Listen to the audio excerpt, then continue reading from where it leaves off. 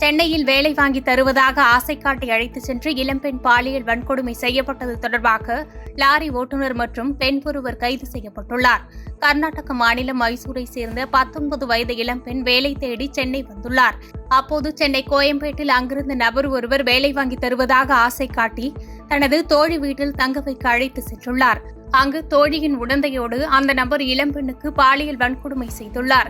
இதையடுத்து பாதிக்கப்பட்ட இளம்பெண் செல்போன் மூலம் காவல்துறைக்கு புகார் அளித்த நிலையில் கோயம்பேடு மகளிர் காவல் ஆய்வாளர் தலைமையிலான போலீசார் அப்பெண்ணின் இருப்பிடம் சென்று அவரை அதிரடியாக மீட்டனர். இதைத் தொடர்ந்து அப்பெண்ணை பாலியல் வன்கொடுமை செய்த வேலூர் வாலஜா பகுதியைச் சேர்ந்த லாரி ஓட்டுநர் சதீஷ்குமார் மற்றும் அவரது தோழியான மடிப்பாக்கத்தைச் சேர்ந்த ஷகிலா என்ற பெண்ணையும் கைது செய்தனர். தொடர்ந்து இருவரையும் நீதிமன்றத்தில் ஆஜர்படுத்திய போலீசார் பின்னர் சிறையில் அடைத்தனர்.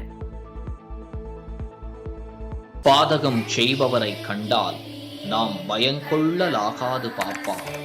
மோதி மிதித்து விடு பாப்பா, அவர் முகத்தில் உமிழ்ந்து விடு பாப்பா. அண்மை செய்திகளை உடனுக்குடன் தெரிந்து கொள்ள இணைந்திருங்கள் எம் நாடு தொலைக்காட்சியுடன்.